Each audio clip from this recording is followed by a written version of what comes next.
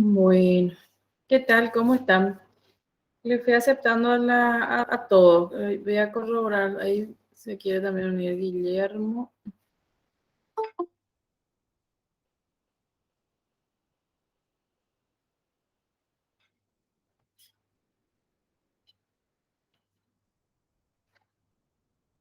Andrea.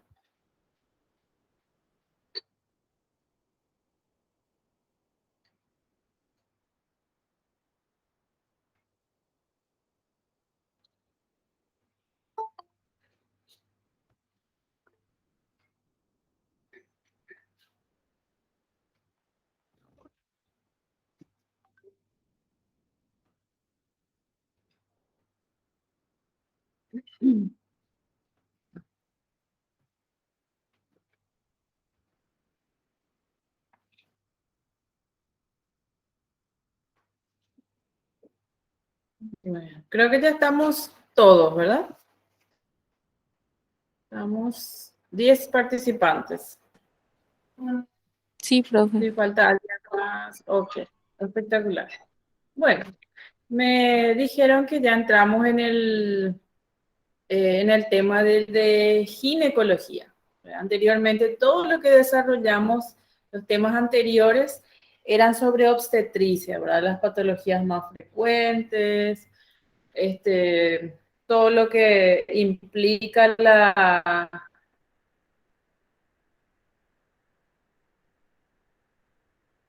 el campo de las gestantes. Pero ahora vamos a ver aquellas pacientes no gestantes, pero que también vienen al consultorio por algunos motivos de consulta, ¿verdad? Entonces, creo que dio neumatosis. Si alguien se acuerda qué temas desarrolló el sábado pasado con el profe. Yo no pude estar. ¿Quién participó de la clase? Yo no pude estar un poco el sábado, profe. No sé si unos compañeros se acuerdan.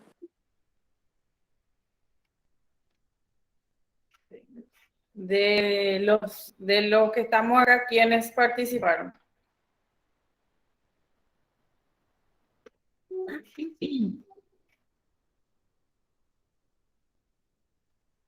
Nadie.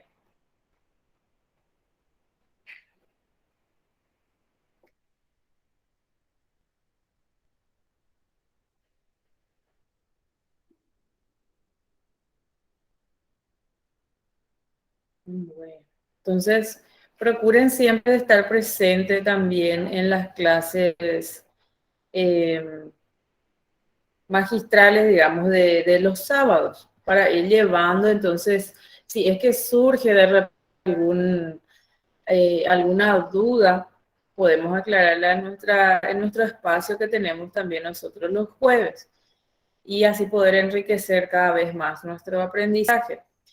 La doctora Nelly me dijo que se desarrolló mioma, pero había un tema más que se dio, que creo que era algo relacionado también a los sangrados y demás. Bueno, pero para no entrar directamente en eso, entonces yo tengo una clase preparada referente a los a cómo se arma, digamos, una historia en ginecología, que no varía mucho, por supuesto, de lo que es obstetricia. A ver.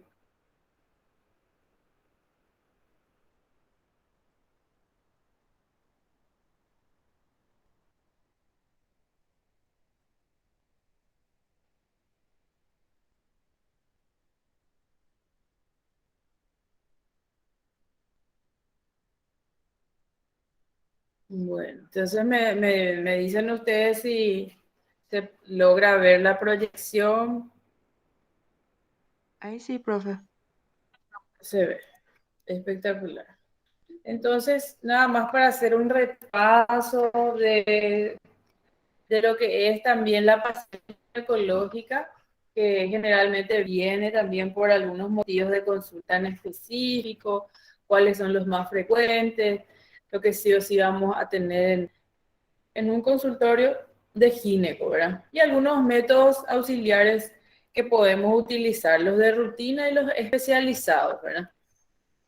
Entonces, siempre es bueno tener un buen consultorio, ¿verdad? Acorde a lo que es la especialidad. Así como en pediatría siempre tratamos de tener alguna figura, algo así tierno, que al pacientito le haga sentirse como en casa.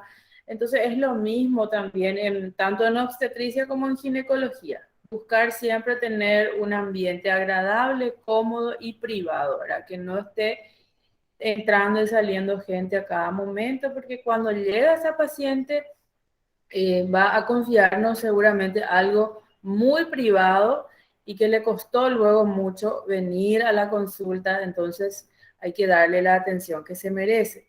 Mostrarnos siempre confiables y no tener a mano el teléfono ni estar ahí haciendo gestos como si fuera que estamos queriendo ya salir de ahí, ¿verdad? Generalmente en el interrogatorio siempre hay que preguntarle a la paciente sin molestar el pudor, ¿verdad? ¿Qué te trae a la consulta? ¿En qué te podemos ayudar?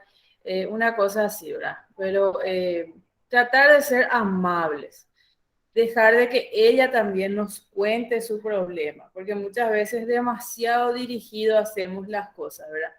¿Qué te pasa? Tengo flujo, ¿verdad? ¿Y qué color? Así, nosotros luego ya le guiamos todo, ¿verdad? Es bueno dirigir, pero cuando demasiado sale ya del contexto de la consulta. Y saber evaluar los elementos del interrogatorio. Por supuesto, siempre va a estar la filiación, ¿verdad? Acuérdense siempre de anotar todo lo que la paciente me refiere, desde su nombre, su edad, de dónde viene. Eso es fundamental porque a veces queremos hacer algún trabajo de investigación y resulta que no sabemos la edad de la paciente, no sabemos de dónde viene, dificulta mucho. Siempre para a todas las pacientes tomar el tiempito en cuanto a datos de filiación, porque más adelante eso me sirve.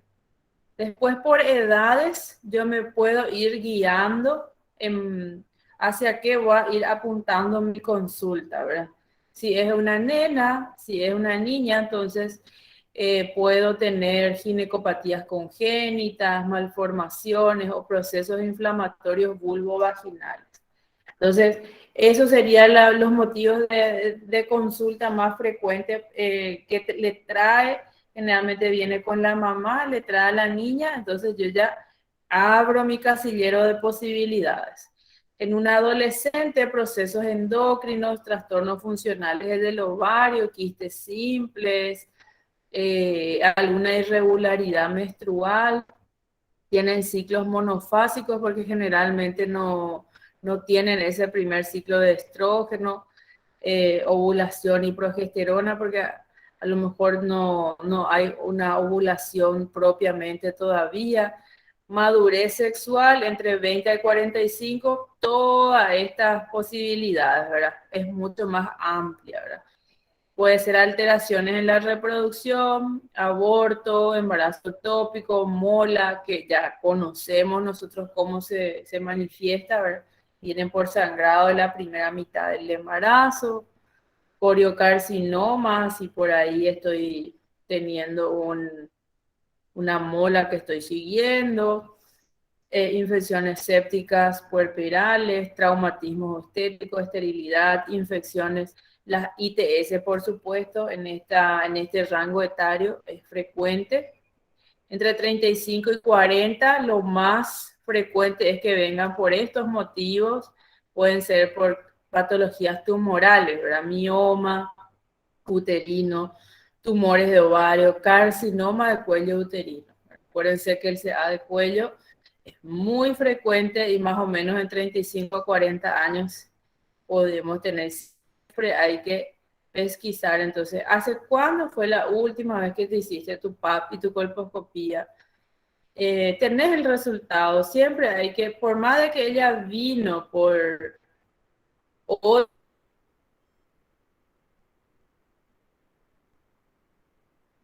Otro motivo, esto hay que incluir siempre en la pregunta y en el pedido. Prolapso, desgarros y en las posmenopáusicas también los prolapsos a raíz de los partos anteriores, patología tumoral maligna que más frecuentemente sería endometrio y vulva en las posmenopáusicas. Los grupos etarios, entonces yo me voy también orientando. Familiares, siempre hay que preguntar, ¿verdad? ¿Hay antecedentes de cáncer de mama o de ovario en tu familia? ¿O algo hereditario, diabetes? Siempre es bueno investigar algún problema de enfermedades malignas de primero o segundo grado. Antecedentes personales, las condiciones de vida, alimentación, algún tratamiento ginecológico previo, cuáles fueron, ir anotando así, corto y conciso, pero siempre tiene que ir con su, anotar si es de importancia, ¿verdad? O si es que no hay nada sin datos llamativos, sin datos de valor, o niega antecedentes ginecológicos previos, cosas así. En cuanto a hábitos, por supuesto, ¿verdad? Si es fumadora, si consume alcohol, eh, hoy en día es muy frecuente que la paciente diga que consume marihuana o alguna otra droga, entonces hay que tener en cuenta eso. En cuanto a los antecedentes gineco-obstétricos, la menarca es importante, desde cuándo le bajó su primera menstruación, y hay que tener presente, ¿verdad? Menarca retrasada o tardía si el sangrado ocurre entre el 16 y 18 años. Y sin embargo, luego de los 18 no tiene todavía menstruación, es entonces una ausencia de menarca y pasamos a denominar amenorrea primaria, porque ya cumplió los 18 años y no menstrua todavía, entonces es una amenorrea primaria. Ritmo menstrual, ya sabemos nosotros cómo se escribe, ¿verdad? RM y pongo 28,4. Si pongo 28,4, ¿qué significa habitualmente? El ritmo menstrual. ¿Qué entiendo yo por ese 28/4? Si estoy leyendo, por ejemplo, una historia clínica y de repente yo encuentro ahí RM 2 puntos, 28/4. ¿Qué significa eso?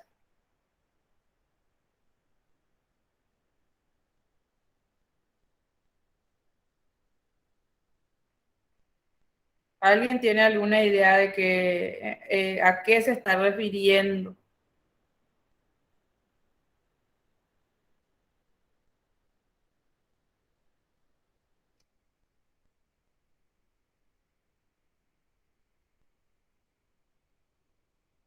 A ver, voy a preguntarle un poco a ver un poco, ¿quién está por ahí? Nelia, ¿vos estás ahí? Sí, doctora. Ya. Se refiere al Entonces, mes y en cuántos días le, o sea, cuántos días le baja cada mes. exactamente. Cada cuánto viene su sangrado y cuántos días dura? Entonces, a eso se refiere el ritmo menstrual graficado, ¿verdad? Porque a veces cuesta un poquitito definir estas abreviaciones, ¿verdad? Entonces, 28, cada 28 días, y /4, que tiene 4 días de sangrado habitualmente. Bueno, creo que ya nosotros estamos también familiarizados con cuando hablamos de antecedentes de gestaciones previas. P significa cuántos partos, C cuántas cesáreas, aborto, cuántos abortos. Siempre vamos entonces colocando con numeraciones para que yo pueda, si por ahí es una paciente de 50 años para arriba y en gesta previa encuentro 6, en parto encuentro 5, un agua, entonces ya abro mi abanico de posibilidades de que podría ser algún prolapso, ha de tener algún descenso de la pared anterior, medio, posterior de la pared vaginal, ¿verdad? El número de abortos, siempre es bueno saber si fue espontáneo, fueron voluntarios, si se complicó en el procedimiento. La historia sexual, siempre preguntamos el primer contacto sexual desde cuándo, porque cuanto más precoz iniciamos, más riesgo es de desarrollar ITS, de tener, incluso hay que pesquisar cáncer de cuello uterino, lesiones premalignas, y teniendo en cuenta el contexto social también, ¿verdad? El gráfico de Kaltenbach, que es el que va a ir anotando la duración y la cantidad de menstruación, que ahora hoy día se facilita mucho con las aplicaciones que se pueden descargar en el teléfono y demás. Motivos de consulta: dolor, hemorragia y flujo vaginal. Esos son los tres grandes síntomas ginecológicos, los tres motivos de consulta más frecuentes que podemos tener en el consultorio, ¿verdad? Entonces, dolor, hay que definir siempre si es un dolor crónico o si es un dolor agudo, ¿verdad? Las hemorragias, ver cómo es las características. Y en cuanto a la leucorrea, también lo mismo, ¿verdad? Si es un dolor agudo, entonces es por supuesto una urgencia, se hace como un abdomen agudo quirúrgico, ya sabemos cómo actuar seguramente en un abdomen agudo quirúrgico.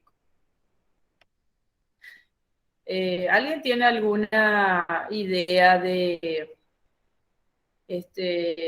si le llega a una paciente de 20 años con intenso dolor en bajo vientre?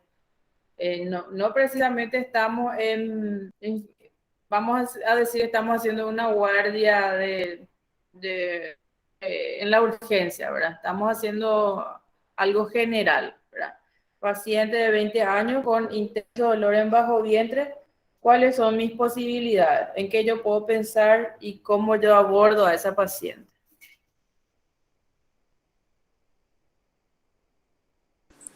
Y depende de ¿Qué qué zona conocimiento? mismo del bajo vientre, depende de qué zona mismo del bajo vientre, doctora, si izquierdo o derecho, para saber la ubicación del órgano y poder descartar.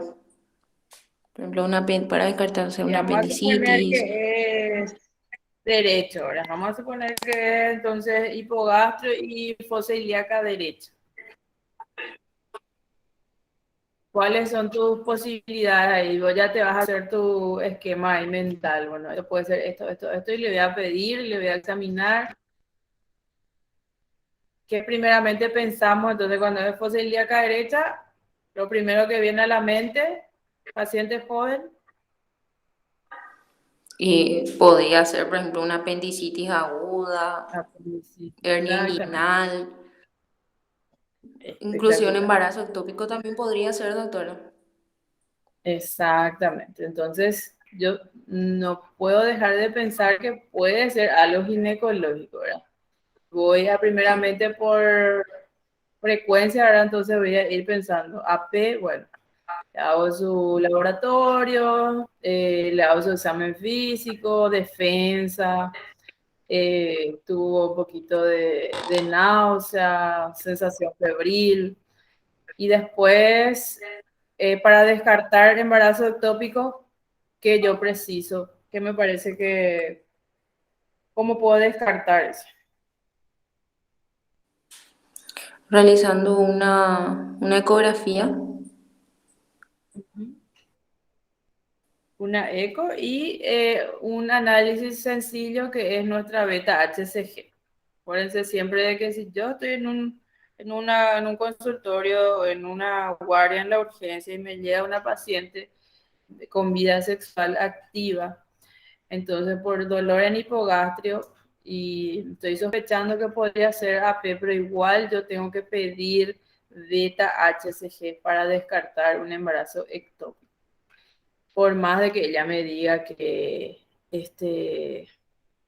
se cuida o que no tiene relación, igual nosotros estamos obligados a estar entonces beta HCG. Bueno, entonces eso sería nuestro manejo, digamos, cuando es un dolor agudo. Vamos a pensar en un abdomen agudo quirúrgico, vamos a descartar rápidamente. Pero después vienen esas pacientes con dolores crónicos, que vienen arrastrando por meses o años, ¿verdad? Que es un poco más difícil, que generalmente caen en el consultorio, ¿verdad? Ya pasaron varias veces por la urgencia, no se encontró nada, entonces vienen por consultorio. Puede ser de origen orgánico y de última puede ser psíquico, ¿verdad? Por supuesto que nosotros no vamos a asiliar rápidamente algo psíquico, sino que vamos a descartar algo orgánico. Causas frecuentes de dolores crónicos, dolores en hipogastrio, pueden ser endometriosis, adherencias. Por eso que es importante que yo pregunte si tiene cirugías previas, cuáles son esas cirugías previas, si fueron a nivel abdominal, si tuvo algunas complicaciones, si ella menstrua, si es cíclico, acíclico, tiene sangrados intermenstruales.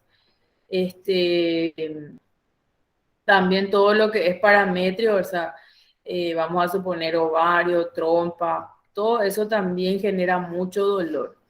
Y a nivel de la trompa también, por la peristalsis que genera, también surge mucho dolor y generalmente es un dolor crónico, ¿verdad? Vamos a suponer que tuvo una enfermedad pélvica inflamatoria, se quedó con un hidrosalpinx, entonces siempre va a estar algo que le va a generar molestias. También los ovarios tienen una sensibilidad particular y cuando tenemos dolor, entonces hay que hacer siempre la semiología del dolor, ¿verdad? La topografía en relación con el ciclo, la intensidad, la modalidad y la propagación. Es lo que nosotros ya sabemos, ¿verdad? Cualquier historia que hagamos y hay dolor, entonces hay que hacer la semiología del dolor. En cuanto al sangrado, entonces le voy a preguntar si es cuando menstrua o es fuera de la menstruación también que hay esa hemorragia genital. Eh, si es una adolescente, una pacientita que no ha tenido todavía contacto sexual, generalmente son ciclos monofásicos porque son pacientes que no tienen ovulación, entonces no hay una fase de progesterona.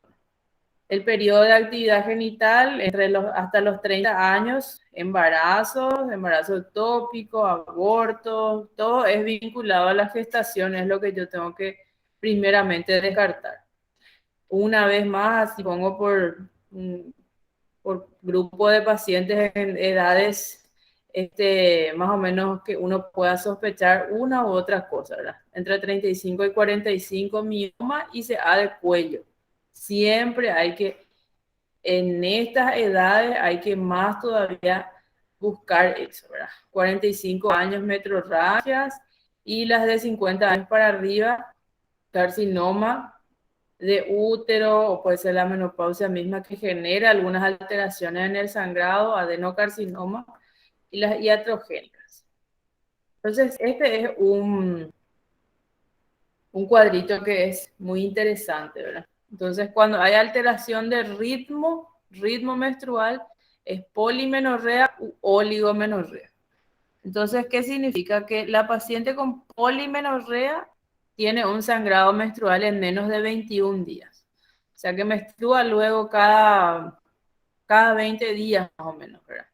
Entonces, en cuanto a, yo menstruo, doctora, pero no menstruo luego cada mes, sino que en un mes me baja 2 veces, lo dice, ¿verdad? Entonces, ¿por qué? Porque no llega a ese ciclo de 28, de 30 días, sino que en menos de 21 ya le vuelve otra vez a bajar su menstruación. Entonces, eso tiene un nombre específico, es una alteración del ritmo menstrual y es denominado menorrea. Eso es importante anotar porque de repente cuesta un poco eh, acordarse, ¿verdad? Oligomenorrea menstrua a más de 35 Profe, días. y está Cada asociado, 35 días, sí, profe, y la alteración te del escucho. ritmo menstrual está asociado con una patología. Sí, generalmente hay algunas deficiencias, ¿verdad? Puede ser estrogénica, de progesterona, podemos tener las polimenorreas, por ejemplo, puede haber también algún una miomatosis, algún pólipo. Hay que ir buscando, ¿verdad? Yo lo que voy a es definir primeramente, esta paciente sangra, tiene un ciclo muy corto, ¿verdad? ¿Y cuál sería eso? ¿O es su ovula o no ovula, ¿verdad? Primeramente pues tiene que tener su fase estrogénica, después un pico de ovulación, después progesterona. Entonces, por eso es que a veces hacemos los dosajes hormonales. Y yo tengo que saber en qué ciclo está mi paciente cuando se hace sus dosajes hormonales para interpretar el resultado. Entonces, tengo que definir cada cuánto está menstruando y si es en menos de 21, entonces se llama polimenorrea. Y por supuesto voy a pedirle una eco, voy a pedirle perfil hormonal, pero tengo que ir mirando en qué momento ella se hizo ese estudio. Porque tiene otra vez, cada laboratorio tiene otra vez al lado sus datos de referencia. Y si ella se hizo a los 5 días de su sangrado o se hizo a los 20 días de su sangrado. Por eso es que hay que investigar bien fecha, última menstruación y en qué momento ella se hace su estudio. Oligomenorrea, entonces menstrua cada más de 35 días. O sea, no, cada 2 meses y medio por ahí lo menstrua. Entonces se llama oligomenorrea. Alteraciones en cantidad. Esto era ritmo y acá cantidad. Hipermenorrea es cuando el sangrado es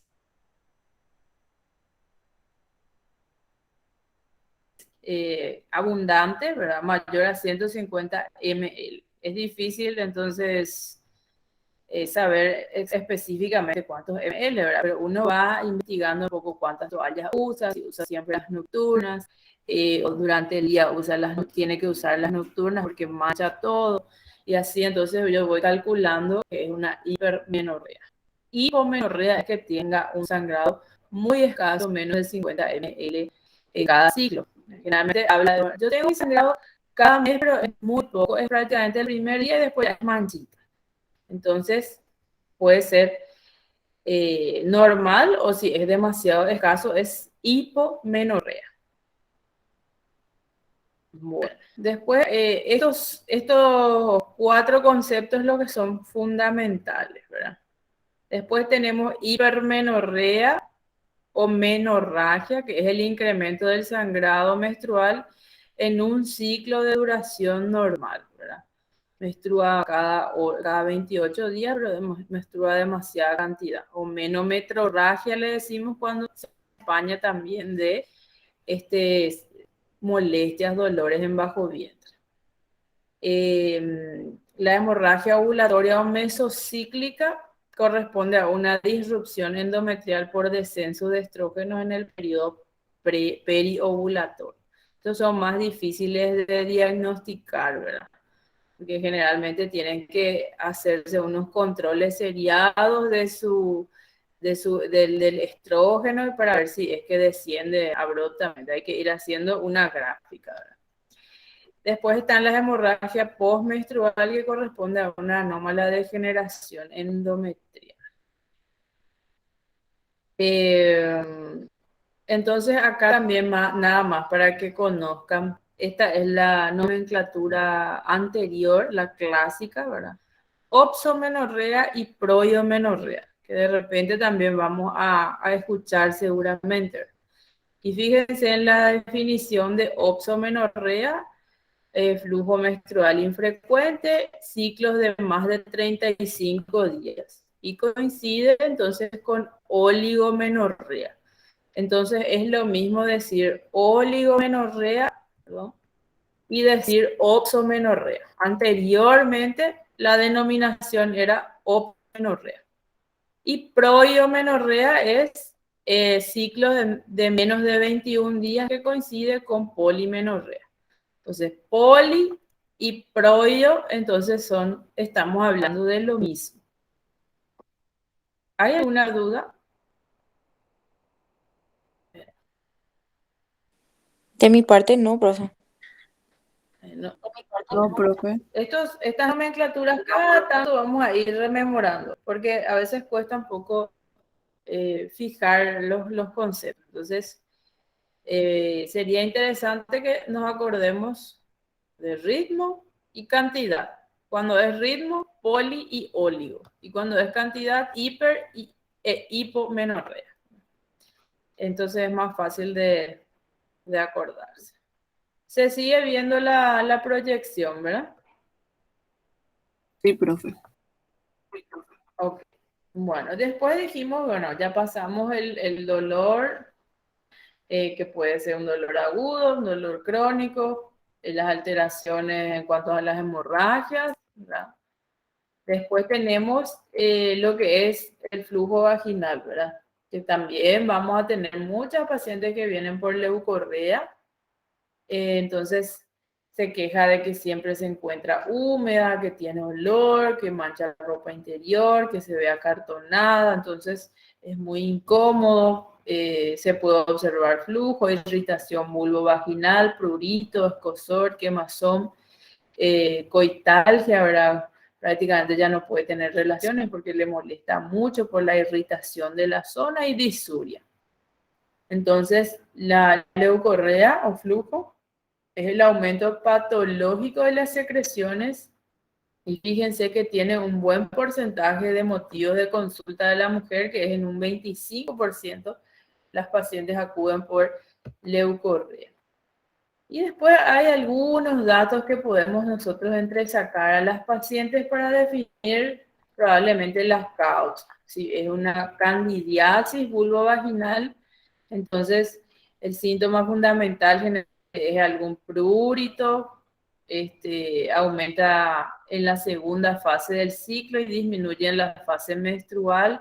Entonces eso también, cuando estoy por menstruar, luego demasiado, tengo flujito, después se me pasa. Ese es típico de la candidiasis, ¿verdad? Flujo blanquecino, espeso, pegajoso, con unas placas parecidas a las de yogur o leche cortada. Entonces, cuando la paciente me describe eso, yo ya apunto hacia candidiasis, ¿verdad? Si vamos a hacer una medición del pH es de 4.5 y generalmente nosotros, si ella me describe esto, le tengo que preguntar algunas cosas, ¿verdad? Porque hay algunas sustancias o algunas patologías que le predispone a una paciente a una candidiasis. Uno de ellos es el embarazo, por la disminución de las defensas y demás, todo es entonces propicia a que tenga candidiasis o consume anticonceptivos orales o hace poco hizo un tratamiento con antibióticos por alguna patología, vamos a suponer que tuvo una faringoamigdalitis, se le medicó con antibióticos por varios días y después resulta que ella viene con flujito, ¿verdad? Entonces, probablemente predispone también el uso de antibióticos, pacientes diabéticas, siempre hay que investigar que no esté desarrollando una candidiasis vulvovaginal porque es frecuente. Y también el estilo de ropa que utiliza, si es ropa de algodón, si es ropa un poco transpirante y todas las demás pacientes, ¿verdad? Inmunosuprimidas.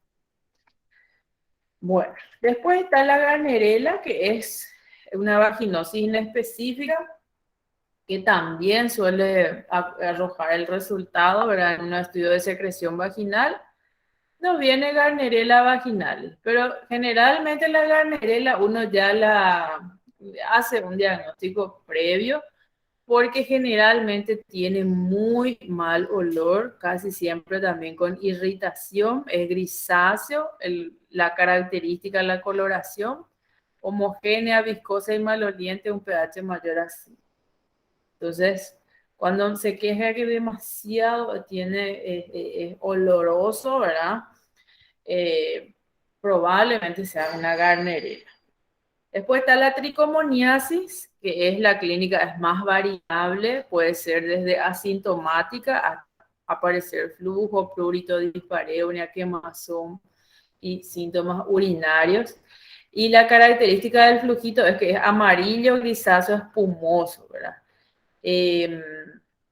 Si tenemos dolor, también siempre cualquier leucorrea nosotros tenemos que investigar algunas coinfecciones, gonorrea o clamidia, ¿verdad? Entonces, ¿cómo se hace? Para cualquier motivo de consulta que viene por leucorrea, el estudio que se solicita, aparte del interrogatorio que le hago, es frotis cultivo de estudio de secreción vaginal, ¿verdad? Yo coloco ahí mi pedido, estudio de secreción vaginal. Por lo general, yo solicito frotis cultivo y si se puede antibiograma, ¿verdad? Y entonces me va a arrojar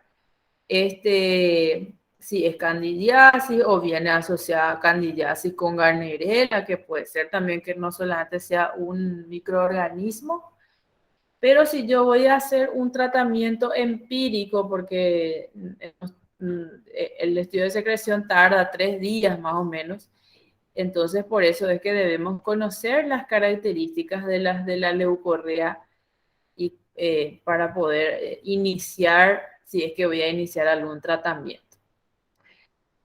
Continuamos, ¿verdad? Que es la parte de la inspección general, el estado de nutrición de la paciente, exploración de tiroides. Acuérdense que en las mujeres también hay muchas pacientes con problemas tiroideos, hipertiroidismo, hipotiroidismo, si hay algún nódulo, si le cuesta tragar. Todo eso hay que ir prestando atención.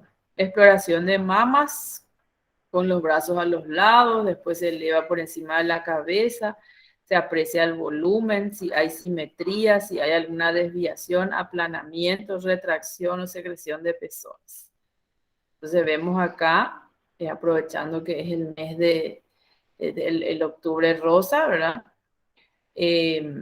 Vemos que el cuadrante superior derecho de la paciente en cuanto a mama ocupa el mayor porcentaje de los asientos, ¿verdad? De tumoraciones, de todo lo que es el mayor porcentaje de cáncer de mama se ubica generalmente en el cuadrante superior derecho. Después el 11%, el otro cuadrante inferior, 6, 15 y a nivel del pezón 17%. Entonces, por eso que hay que insistir siempre en la palpación de la mama. El autoexamen, que tiene pasos sencillos que le podemos siempre orientar a las pacientes. Paso 1, entonces mira con los brazos, coloca acá en la cadera, mira ella de frente a un espejo y ve la forma y el tamaño de sus senos. En el paso 2 le decimos que con las manos detrás de la cabeza, los codos hacia adelante, observa si hay algún hoyuelo o pliegue, ¿verdad? Se coloca como un lenguaje sencillo para que la paciente también entienda. Vea algún cambio en la superficie de los senos. El paso 3 del autoexamen mamario es la palpación del seno haciendo pequeños círculos, ¿verdad? En dirección a las manecillas del reloj. Entonces va girando acá, va examinando para detectar si encuentra alguna masa. Eso hace otra vez con el lado opuesto. El paso 4 sería examinar también con los dedos la axila, ¿verdad? Acuérdense que podemos encontrar ganglios, alguna masa. El paso 5 es aprieta suavemente el pezón y ve si no sale alguna secreción. Y el último es acostada, hace otra vez el cuarto y el quinto paso. Entonces siempre hay que aprovechar e insistirle a la paciente para que se haga su autoexamen mamario y una vez cumplida los 40 años se haga su mamografía.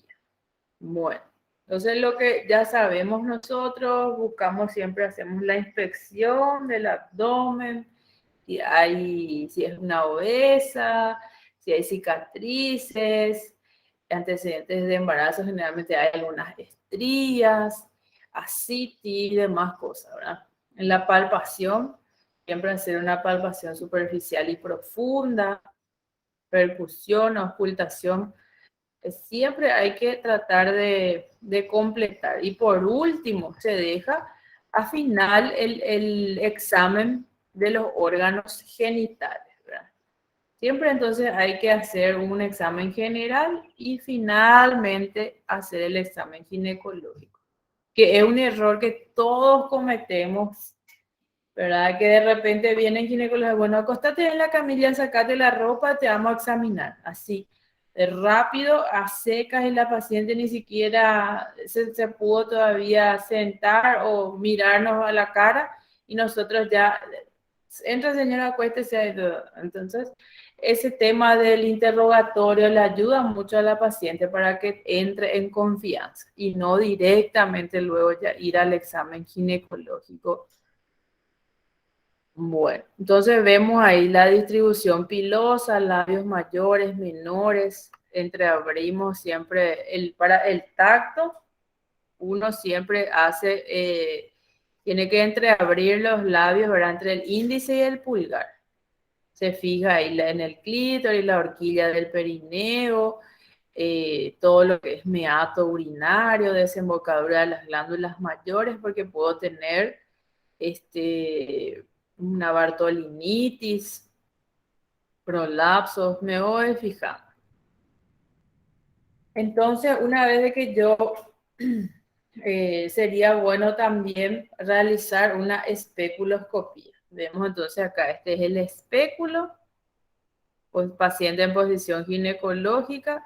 En este caso, este examinador lo que va a hacer es tomar una muestra de estudio de secreción vaginal. Entonces, lo que nosotros vemos con la especuloscopía es directamente vemos al cuello uterino, ¿verdad? Vemos el tamaño, si es eutrófico, hipertrófico, atrófico, si es chiquitito. Después hay que describir al orificio cervical externo, si es circular, si es transversal. La coloración, si hay presencia de leucorrea. Y finalmente, entonces, si vamos a tomar una muestra, tomamos a nivel de ese orificio cervical externo y un poquito del fondo de sacro.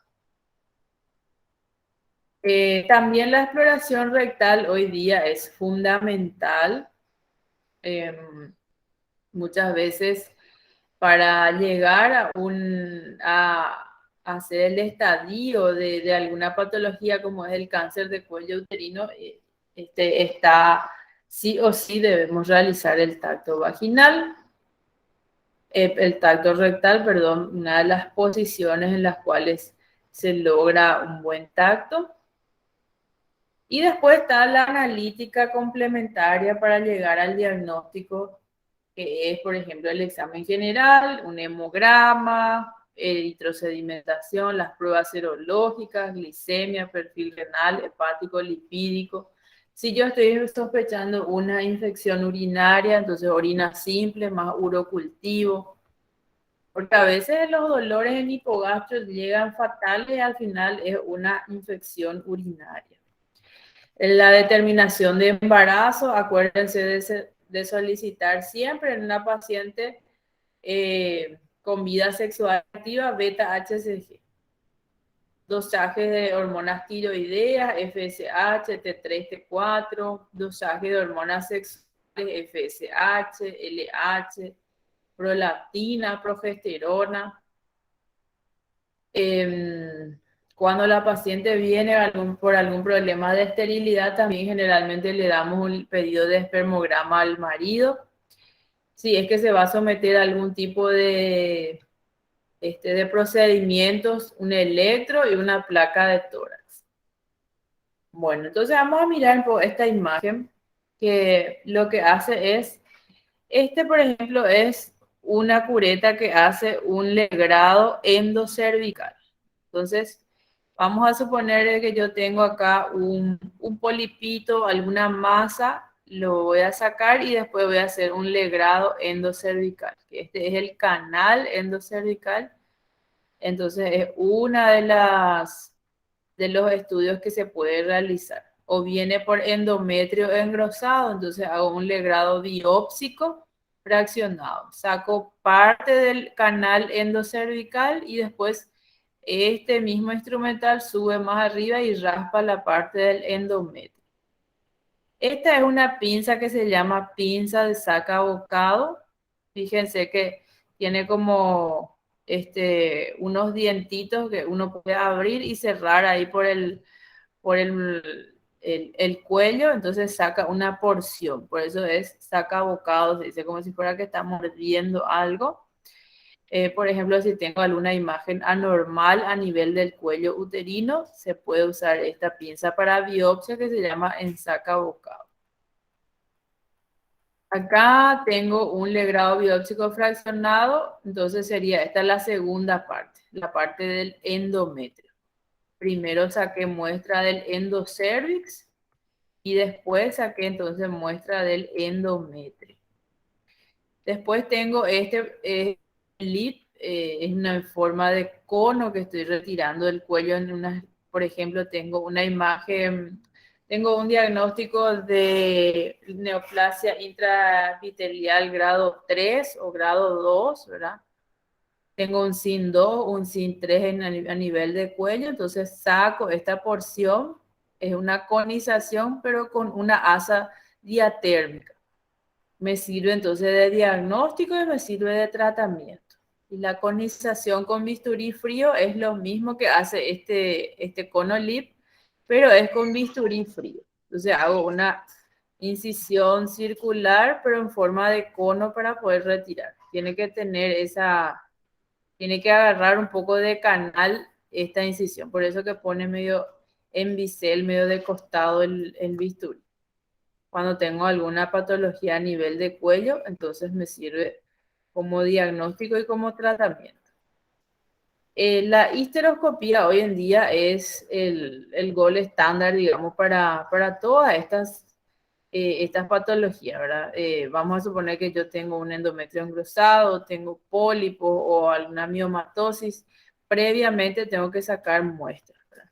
Entonces lo que hace la histeroscopía es observación directa de la cavidad endocervical, endouterina y también veo el ostium tubárico. Entonces veo hasta dónde inicia entonces la trompa, todo eso puedo ver porque esto tiene una camarita, ¿verdad? Introduzco y yo veo en mi pantalla y voy observando la cavidad endocervical, endometrial y el ostium tubárico. De paso, entonces yo puedo tomar biopsias si tengo algunas adherencias acá a raíz de un legrado evacuador o algún procedimiento que se hizo y que generó adherencias. Puedo entonces lisar esas adherencias, resecar septos, pólipos, incluso miomas. Esto es como, esta es la imagen, cómo se pone también el espéculo que te hace ver directamente el cuello y ahí entonces se trabaja mejor, se introduce el histeroscopio y vamos observando entonces. Por supuesto, la ecografía, la ultrasonografía, que en ginecología es fundamental, ¿verdad? Cualquier patología, siempre ya sea tumoral, a nivel de ovario, a nivel de útero, a nivel de trompa, siempre va a precisar una ecografía. La ecografía transvaginal es la que mayor genera mayor visión de los anexos de todo lo que es la parte ginecológica. Por eso que en nuestros pedidos siempre vamos a poner ecografía transvaginal, chequeo pélvico o ver, por ejemplo, masa anexial o alguna sugerencia que le podemos colocar. Y si la paciente no ha tenido todavía relaciones, es una ecografía ginecológica, pero transabdominal. Este es un estudio que se llama histerosalpingografía, que lo que hace es teñir con un contraste, ¿verdad? Todo lo que es útero, incluso tiene que llegar a la trompa, como vemos en esta imagen, y se le toma una placa, ¿verdad? Una vez que se mete contraste, y lo que hace es graficarnos hasta dónde llega el contraste. si esta trompa está permeable o no, ¿verdad? Entonces, esta es una imagen, me parece muy, muy linda. Entonces, uno mete el contraste, va tiñendo todo lo que es la cavidad endometrial perfecto. Trompa derecha, espectacular, permeable. Trompa izquierda, no pasa el contraste. Entonces, ahí hay una obstrucción, señal de que a lo mejor tuvo alguna enfermedad pélvica inflamatoria, un proceso infeccioso que generó la obstrucción de esta trompa. Entonces, es muy bueno este estudio. La mamografía, que ya hablamos del autoexamen y que a partir de los 40 años, si es que no tengo algún factor de riesgo, se pide regularmente en forma anual. Entonces, en mi pedido, entonces ecografía, mamografía, se pone la edad de la paciente y se pone el estudio anterior. La clasificación de BIRAT, que vamos a dar más adelante, que va clasificando si hay algunas imágenes sospechosas, imágenes benignas o imágenes malignas en la mama. Y la laparoscopía, que obviamente también hoy día se utiliza mucho para patologías de ovario. Vamos a suponer que yo tengo un abdomen agudo quirúrgico que no está bien definido. No llegamos a la conclusión de que si es AP o si hay algo, alguna masa. Entonces, una buena opción sería hacer una videoláparo y exploramos la cavidad y vemos qué hay adentro. Y si hay alguna tumoración en el ovario, perfectamente se puede resolver por videoláparo, ¿verdad? Otros estudios, tomografía, resonancia, punción del fondo de saco de Douglas, punción abdominal, urograma de excreción, cuando un estudio radiológico contrastado que evalúa riñones, uretrocistomanometría, que cuando hay incontinencia urinaria, y así. Entonces son algunos de los exámenes complementarios que podemos utilizar dependiendo de la patología de nuestra sospecha en cuanto a todo lo que es ginecología. ¿Alguna duda? No, profe. No, profe. Bueno, entonces era nada más para dar un repaso de la parte ginecológica y después vamos a ir dando ya las patologías en sí. Acuérdense de las irregularidades en cuanto al ciclo. Sí, repasen alteraciones del ritmo, alteraciones de cantidad, los motivos de consulta más frecuentes, dolor, hemorragia, leucorrea. Por edades, entonces, ¿qué es lo que es más frecuente en las nenas, en las adolescentes, entre 20 a 30 años, entre 40 años, en la posmenopáusica? Y así, entonces, me voy orientando más dependiendo también del grupo etario, ¿verdad? Bueno, si no tienen más dudas, entonces podemos dejar nuestra clase hasta acá y continuamos el siguiente jueves. Gracias, Dale, doctora. profe. Muchas gracias. Gracias, profe. Gracias a ustedes. Chao, chao. Nos vemos.